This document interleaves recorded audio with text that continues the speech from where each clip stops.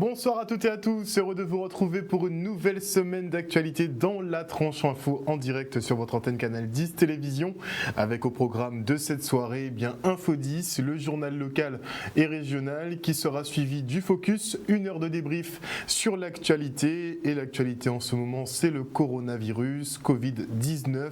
Et à cet effet, je recevrai Valérie Denux, la directrice de l'Agence régionale de santé. Mais pour l'instant, place au titre de l'actualité.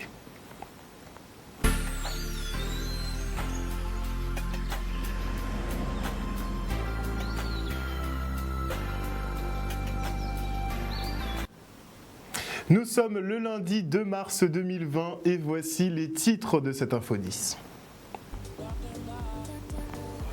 Face à l'épidémie de coronavirus Covid-19, les pharmacies sont en rupture de stock de gel hydroalcoolique et de masques de protection. Nous avons effectué une petite tournée chez les grossistes. Puis nous reviendrons sur les 3 cérémonies d'éponymie réalisées aux Abîmes ce week-end pour honorer des administrés ayant œuvré pour la commune. Et en fin d'édition, on célébrera la fête des grands-mères avec l'opération En bon matin au commandement au Memorial Act. Le quotidien France-Antilles sera-t-il de retour dans les kiosques? Après l'annonce de la liquidation judiciaire en janvier, un repreneur de dernière minute est en passe d'éviter le naufrage du seul journal papier de Guadeloupe, Martinique et Guyane.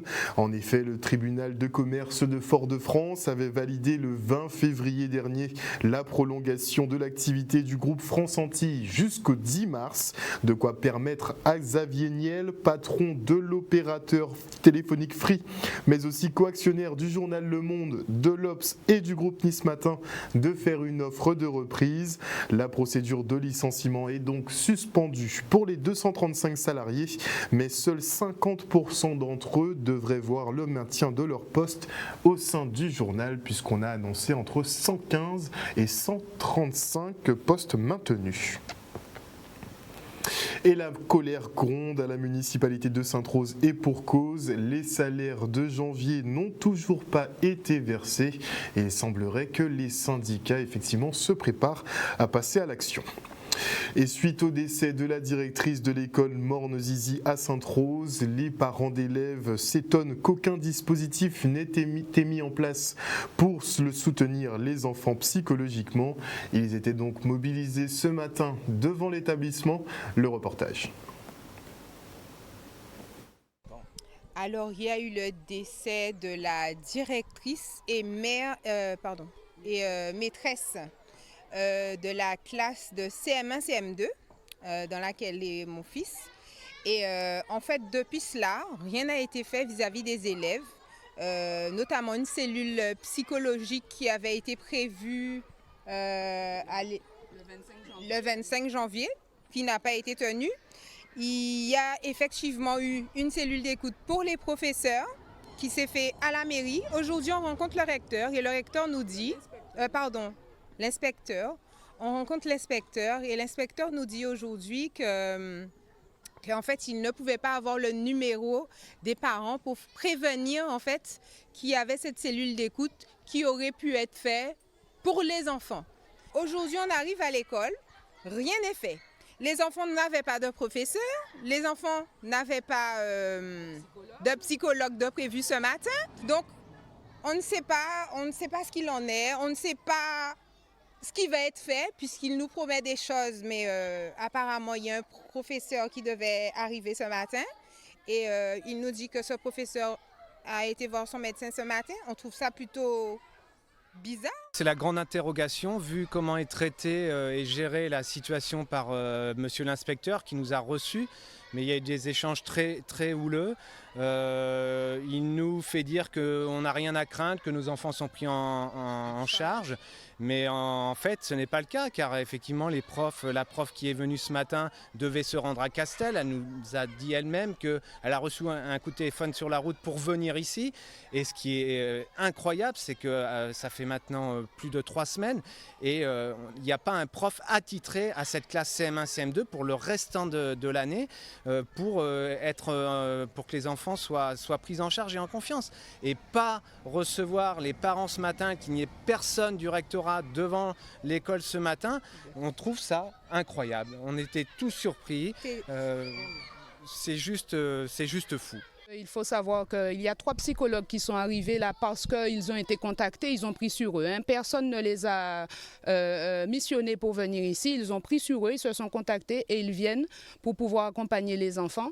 Et comme ils disaient, les autres parents, rien n'a été fait, on n'a reçu aucune consigne, aucune instruction depuis le 25 janvier, décès de Madame Cancel. Donc on aimerait vraiment que les choses bougent et qu'on soit assuré d'avoir un remplaçant sur le poste de Madame Cancel et qu'un accompagnement psychologique pour les enfants pour qu'ils puissent, en dehors de cette journée où les psychologues ont bien voulu consacrer de leur temps, mais qu'officiellement ils soient accompagnés le plus longtemps que possible.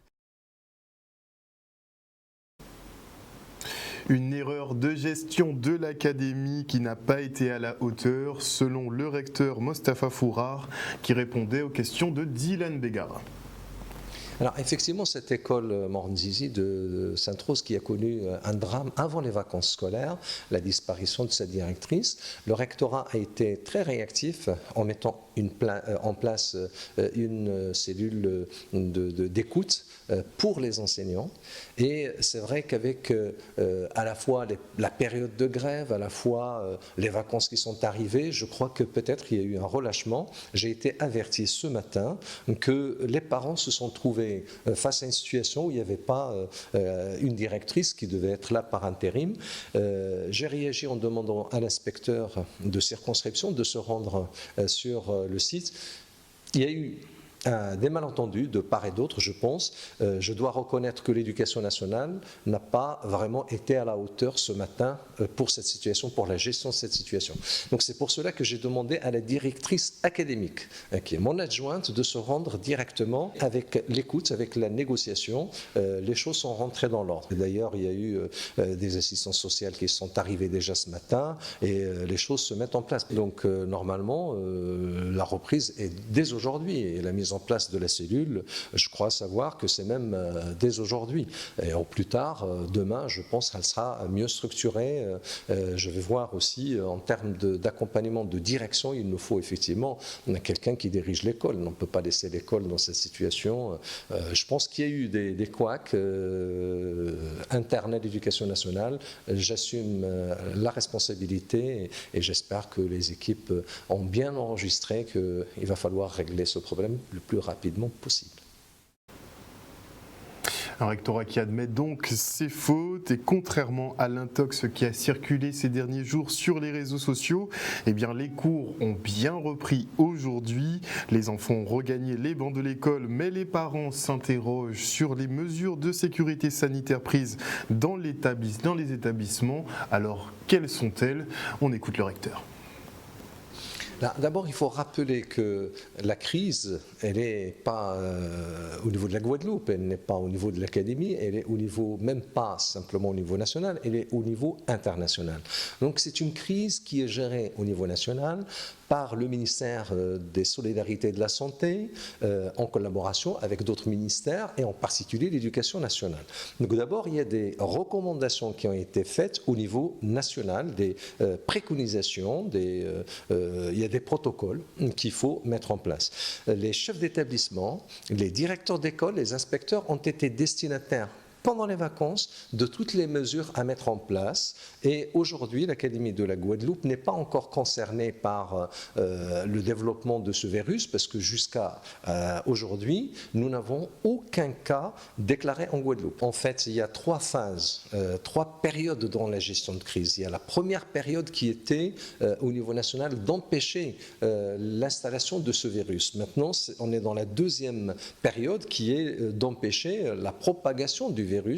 Et ça passe par des gestes au quotidien et nous avons incité les enseignants, les élèves à adopter ces gestes, de se laver régulièrement Et bien évidemment, ça pose le problème de la disponibilité de l'eau et du savon. Donc j'ai demandé aux collectivités, aux communes, de pouvoir permettre aux établissements scolaires et aux écoles de disposer du savon pour que les élèves puissent se laver assez régulièrement. Mais aussi, il ne faut pas se serrer la main, il ne faut pas se faire la bise, même si je sais que dans ces gestes, il y a de la convivialité, il y a de la fraternité, il y a de la proximité. Mais justement, ce sont des gestes qu'il va falloir adapter en fonction de cette crise. Une des mesures phares qui a été prise au niveau national, c'est d'annuler tous les déplacements, tous les voyages scolaires à l'étranger. D'ailleurs, ne pas en accueillir, ni entrant ni sortant, pendant une période. Donc, les chefs d'établissement ont été informés. Un certain nombre de voyages étaient programmés dans les semaines à venir. Et les élèves, les familles ont été informés que ça doit être annulé, malheureusement. Et on note que des syndicats enseignants tels que la FSU sont inquiets puisqu'il n'y a pas de circulaire claire sur les dispositions à prendre pour les chefs d'établissement. Par ailleurs, les maires et présidents des collectivités majeures, à savoir régions et départements, n'ont pas donné d'assurance quant à la mise à disposition dans les écoles de savon et autres produits d'hygiène. C'est sans compter effectivement, comme le soulignait le recteur, les coupures d'eau fréquentes dans certaines écoles. Et un syndicat qui précise que les autorités compétentes, en tout cas, devront assumer leurs responsabilités en cas de contamination. Le coronavirus Covid-19 qui crée donc une véritable psychose au sein de la population mondiale en ce moment, et la Guadeloupe n'y échappe pas. Transmissible par le toucher ou par voie aérienne et persistant dans l'environnement plusieurs jours durant, il est difficile de lutter contre sa propagation. Seule solution viable en ce moment, des précautions d'hygiène comme les masques de protection et les gels hydroalcooliques, de produits en rupture de stock dans les pharmacies de l'île à cause de la demande, surtout dans le secteur médical. Le reportage de Michel Depape. Tout ce qui est gel hydroalcoolique et tous nos masques. Pour l'instant, on n'a plus rien dans nos magasins, que ce soit à Gourbert, que ce soit aux Abîmes. Alors les grosses demandes, on les a eues avant le carnaval et je dirais à partir de la deuxième semaine de février, on était déjà très bas. Ensuite, il y a la tension chez nos fournisseurs également. Il y a une demande, la demande est au niveau national et on est alimenté aussi par eux. Donc on n'a pas pu approvisionner tout de suite quand il a fallu réagir. Là aujourd'hui on a des commandes qui sont hackées et qui vont partir en aérien. Je pense qu'on va avoir nos prochains arrivages vont être courants de semaine prochaine. Fin de semaine prochaine, voilà, pour être raisonnable vis-à-vis de tout le monde. Et je sais qu'il y a une forte attente. Alors nous, ce qu'on a mis en place vis-à-vis de notre clientèle, c'est un système de réservation et de précommande pour bien identifier les personnes qui ont des besoins et ils vont être prioritaires chez nous dès lors que la marchandise va arriver. Le seul conseil, c'est de se manifester et nous, dès que ça arrive, on s'engage à revenir vers nos clients.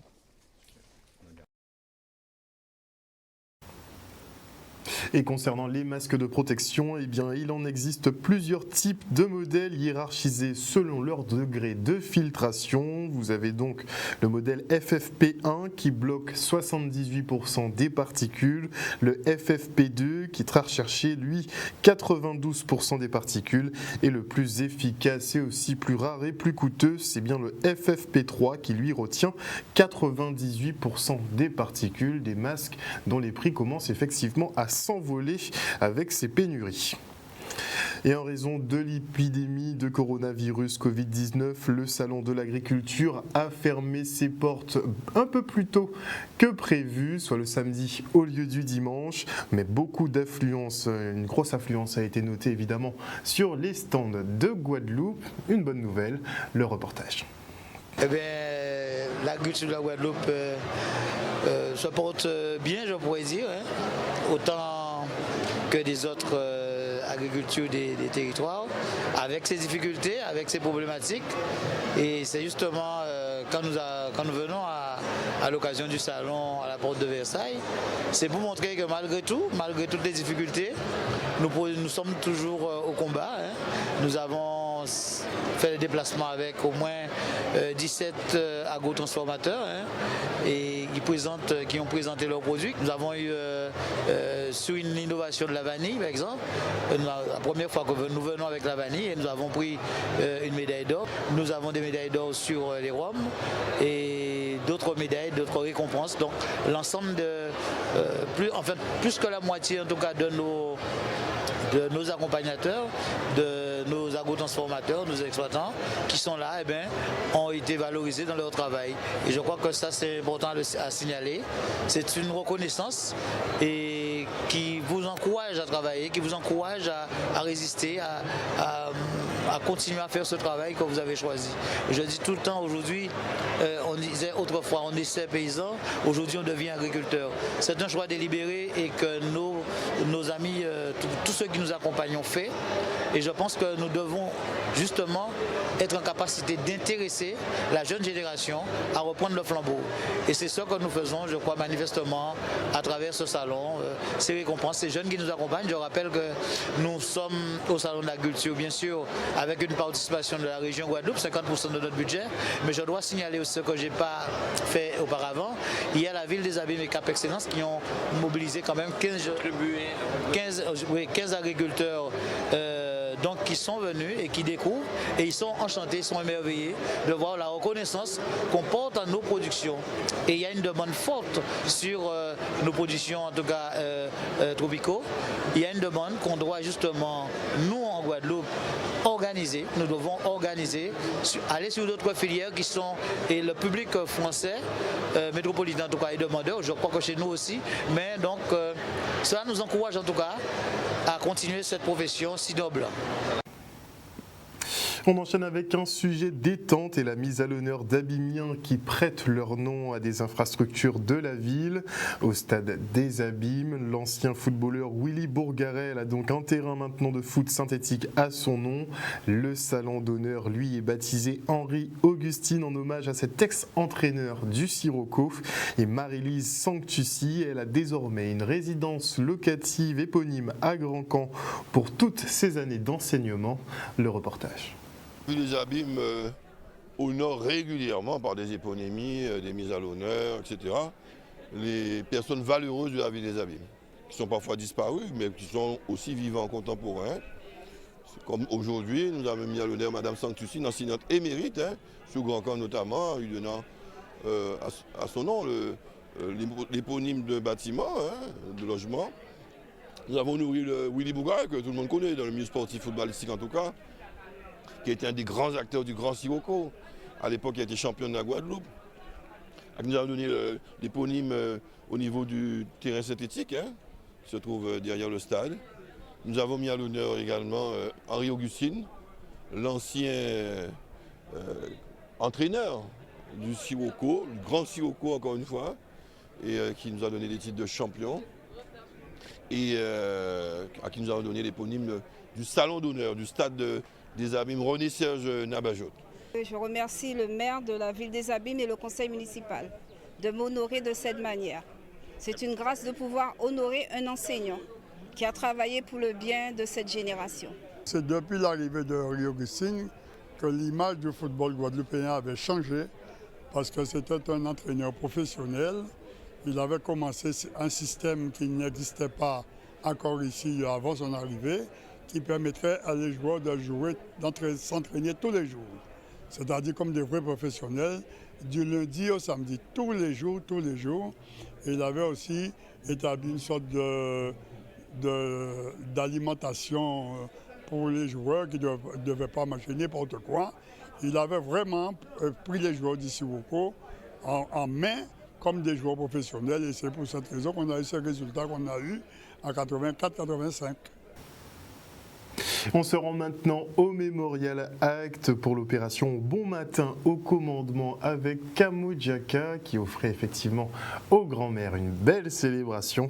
Et on prend tout de suite place dans la ronde avec Olivier Moradel. Chaque année, depuis que l'Académie a fait un Bon Matin au commandement pour la fête des grands-mères, donc nous tiennent à ce que Kamojaka vienne adhérents à Kamojaka parce que nous avons des adhérents qui apprennent dans ces cadres. Donc c'est une manière pour eux de montrer ça qu'ils apprennent et de mettre en axe et qu'ils s'y Guadeloupe devant.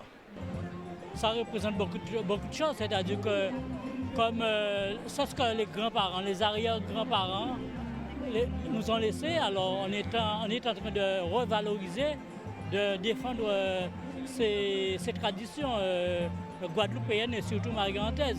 Je leur dis de continuer, de ne pas laisser tomber. Parce que vous voyez, quand les enfants ne font rien, ils vont dans la rue, ils prennent de mauvais exemples. Pour nous, Kamojaka, surtout mes jeunes Guadeloupe, nous tiennent à ce qu'ils avancent devant et que nous mener là pour y aller, nous pas laisser mort pour s'arrêter, pour y prendre à nous. Et maintenant, je vous invite à découvrir Marion Gérard, qui est une artiste peintre subaquatique, ce qui veut dire effectivement qu'elle peint sous l'eau. Eh bien, on n'arrête pas le progrès. Regardez. Peint sous l'eau sur l'éveil des consciences par rapport à nos gestes quotidiens sur l'environnement. C'est une aventure qui a débuté il y a 7 ans. Le pionnier de toute cette aventure, c'est André Laban, l'ingénieur chimique de Cousteau. Il y a aujourd'hui à peu près 60 ans qui a commencé à aller peindre sous l'eau dans ses temps libres. Lorsque j'ai commencé il y a 7 ans, nous étions à peu près 5, d'après les registres Google, à être répertoriés dans le monde à faire de la peinture subaquatique. Et je suis la seule en Amérique du Nord qui a osé aller peindre dans les lacs gelés du Québec, dans une eau qui avoisine entre 3 et, quand ça va très bien, 7 degrés. J'ai rencontré Marion il y a 2 jours, lorsqu'on a fait connaissance un peu sur nos pratiques différentes. Ça m'a tout de suite interpellé. Ça m'a questionné sur le fait déjà de se dire que l'on va oser peindre dans la mer, dans les fonds. Et il y avait l'interrogation également sur la technique, la prise de risque et la symbolique qu'il y a aussi derrière ça en fait. Je descends dans les eaux des Caraïbes, parce que c'est la mer des Caraïbes à bouillante de l'autre côté. Et je peins, donc peindre tout ce qui se passe au-dessous. Je peins généralement entre 15 et 20 mètres, une durée de entre 45 et 55 minutes. Et dans une eau qui avoisine entre 25 et 29 degrés, ce qui est vraiment pour moi le paradis total. Un reportage signé Vianney Valverde. Et voilà, chers téléspectateurs, nous sommes arrivés au terme de cette Info 10. Merci pour votre fidélité. N'oubliez pas que sur Canal 10 Télévision, vous faites l'information que nous diffusons. Le journal local revient demain à 18h30. Passez une excellente soirée à l'écoute de nos programmes.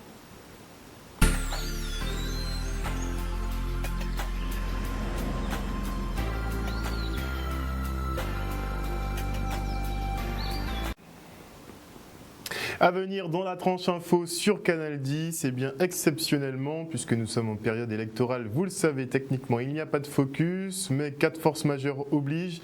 Ce soir, nous parlerons du coronavirus Covid-19 et à cet effet, je recevrai la directrice de l'Agence régionale de santé, Valérie Denux. Et avant la coupure pub, et bien je dis bonsoir à Pâquerette Belloni, bonsoir à OPP Krabraïb, bonsoir à Angèle Louvrier, bonsoir à Patrick Francisco, bonsoir à Liliane Campbell, à JPPS Dominica, bonsoir à El Carino Valentino Cardona, bonsoir à Juliette Moëson, à Emmanuel Gustave, j'espère que tu vas bien Emmanuel, bonsoir à Victorine Deveau, bonsoir à Fabrice Richard Edmond, bonsoir à Niania la Pétulante, mais aussi à Cagliari Willy et aussi bien Patricia Châtenay-Rivaudet. Bonsoir Patricia, bisous Patricia. Oui, on laisse un petit peu pousser la barbe, on va voir ce qu'on peut en faire ultérieurement. En tout cas, on se retrouve après la coupure pub.